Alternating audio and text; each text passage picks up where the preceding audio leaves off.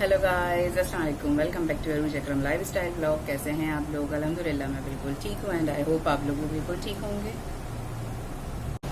हाँ जी, सोचा करती हूँ आपसे भी छोटी छोटी एक दो बातें शेयर। तो बस बातें ये हैं शेयर के जो है बस हमारी लाल बाई भी आ गई हैं वापस। आज तकरीबन 22-23 दिन के बाद वो आई हैं और बेचारी वो पंजाब गई नहीं थी, गाँव जहाँ से वो लोग आते हैं यहाँ पे कराची शहर में काम करने के लिहाज से। तो कुछ भी अच्छा बुरा हो, खुशी हो, गमी हो, तो उन लोगों को वापस नहीं जाना होता है। और आज जो है ना मेरे सर में भी बहुत दर्द हो रहा है गर्मी की वजह से। गर्मी की शिद्दत बहुत है, तो बस ये कि आप लोग भी अपना गर्मी में बहुत ज़्यादा ख्याल रखें। लिक्विड चीज़ें लें, ठंडी चीज़ें लें, लाइट कलर पहनें जितना भी हो सके, और कोशिश करें कि गैर ज़रूरी घरों से बाहर ना निकलें। इतनी गर्मी है तो उसमें केयर करें, ख़ासतौर पर छोटे बच्चों की, अपनी भी। और जिनके कामकाज हैं ज़रूरी है तो ज़ाहिर सी बात है तो निकलेंगे, लेकिन जितना हो सके केयर के साथ निकलें, अपने काम करें।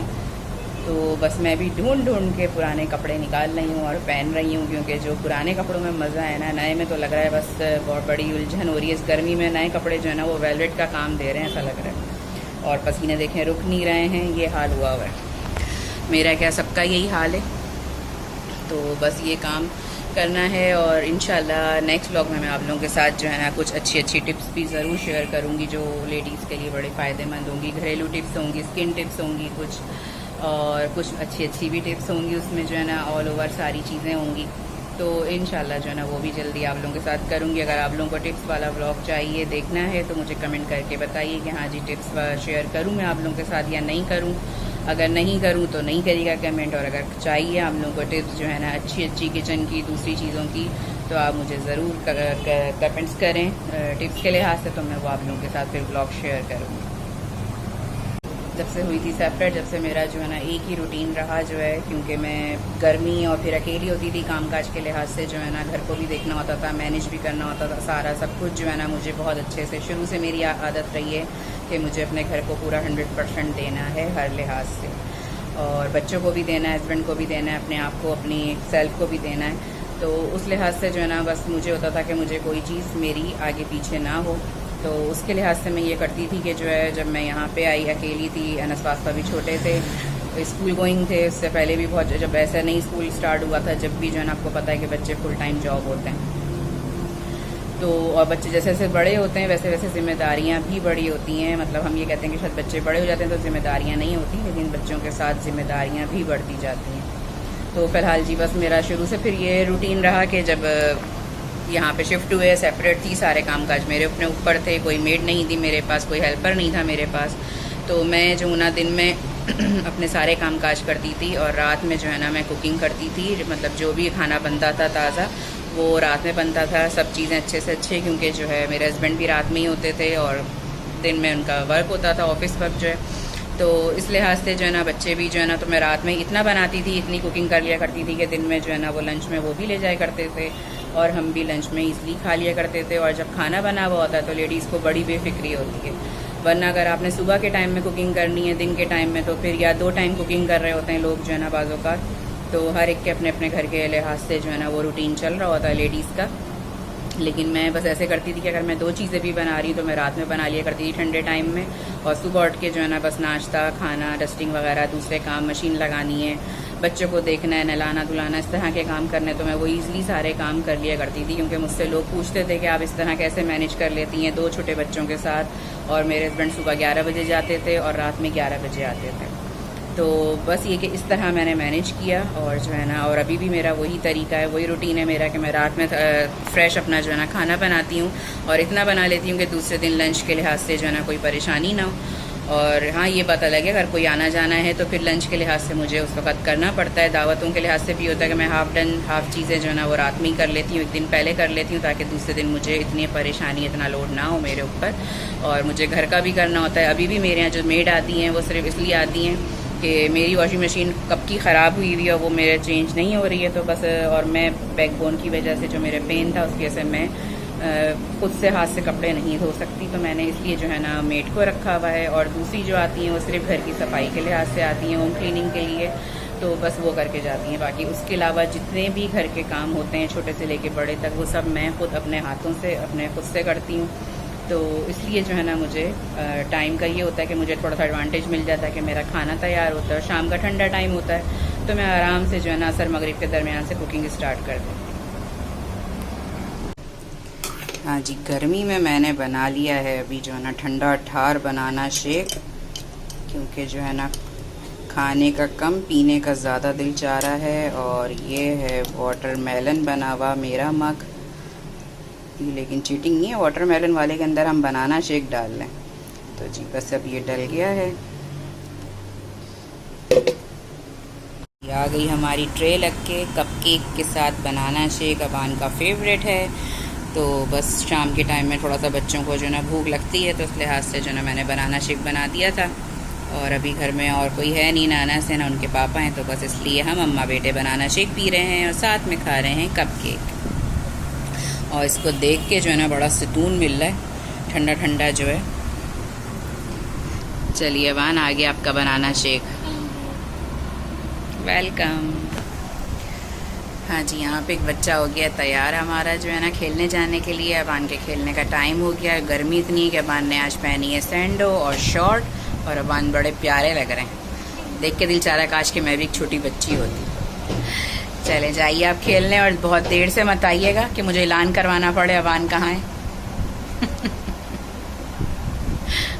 जी, तो आज मैं आप लोगों के साथ शेयर करने जा रही हूँ बड़े ही मज़ेदार और मेरी भी फेवरेट, और मेरी तो सारी डिशेस जो है ना फेवरेट होती हैं, सारी रेसिपीज़ फेवरेट होती हैं, लेकिन जिसमें डल जाए सब्ज़ी और वो सब्ज़ी हो जाए मेरी फेवरेट, तो वो मोस्ट फेवरेट हो जाती है। तो मैं आज बना रही हूँ करेले कीमा, आप लोगों के साथ उसकी रेसिपी शेयर करने जा रही हूँ। बहुत मज़ेदार बनता है, चाहे वो करेले गोश्त हो, प्याज करेले हों या करेले कीमा हो। तो ये मेरा और मेरे हस्बैंड का बहुत दिल चाह रहा था बहुत दिन से कि करेले कीमा बनाते हैं। तो जी, हाथ का कुटा हुआ कीमा है और उसके अंदर डालेंगे करेले। तो ओए होए होए, बड़ा मज़ा आने वाला है बनाते हुए भी और खाते हुए, तो फिर तो क्या ही बात है। तो बस वो रेसिपी करने जा रही हूँ आप लोगों के साथ शेयर। तो मैं बना रही हूँ करेले कीमा, तो चलते हैं अपने रेसिपी की तरफ। करेलों का कर दिया है मैंने छील छाल के, काट पीट के काम तमाम। ये रहे सारे, इनको मैंने पीलर से खूब अच्छे से जो ना झरीटा है, पहले छिलका उतारा फिर झरीटने के बाद हमने कट लगा के सारे जो ना बीज वगैरह उसके निकाल लिए हैं। और अब मैंने इसको जो है ना इस तरह रिंग्स की सूरत में काट लिया है।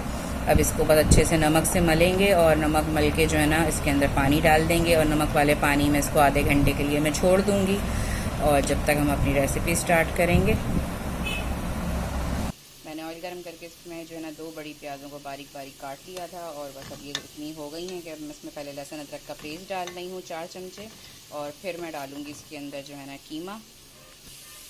जी, यहाँ मैंने करेले जो आपको दिखाए थे उनको मैंने नमक पहले डाल के उसको खूब अच्छे से मला, खूब अच्छी तरह से, जिस तरह भी मैं कर सकती थी मसल के, उनको मैंने छोड़ दिया था 5 मिनट। फिर उसी के अंदर पानी डाला और फिर उसको अच्छी तरह से मल के मैंने आधा घंटा, अब इसको हो गया है। अब मैं इसको अच्छे से धो के इसको छन्ने में निथाड़ते हैं, और जो है फिर जब तक हमारा कीमा भुन जाएगा तो फिर बस कि इसको फ्राई करती हूँ। जब तक थोड़े से ऑयल में हम इसको करेंगे फ्राई, और फ्राई करके फिर मैं डालूंगी कीमे में। तो मैं आप लोगों को दिखाती हूँ। फिलहाल ये इस तरह भीगेंगे, आधा घंटा भीग गए हैं। अब बस मैं इसको धो के अच्छी तरह से निकाल लेती हूँ। अच्छे से मल के धो लिया है और इस तरह इसको छन्नी में निकाल दिया है।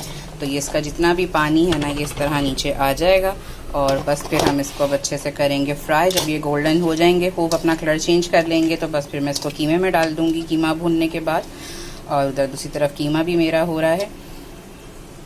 यहाँ जी प्याज मेरी कच्ची पक्की ब्राउन हो गई थी, तो मैंने इसके अंदर जो ना बहुत ज़्यादा गोल्डन ब्राउन या काली नहीं करनी है, थोड़ी ऐसी करनी है कि प्याज जो है ना बहुत ज़्यादा ब्राउन ना हो जाए।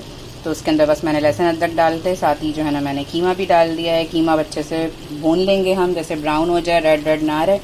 तो फिर इसके अंदर मैं डालूंगी अपने जो है ना मसाले। तो मसाले डालेंगे हमारे हल्दी, पिसा हुआ धनिया, पिसी हुई लाल मिर्च और नमक, और 2 चुटकी गरम मसाला पिसा हुआ।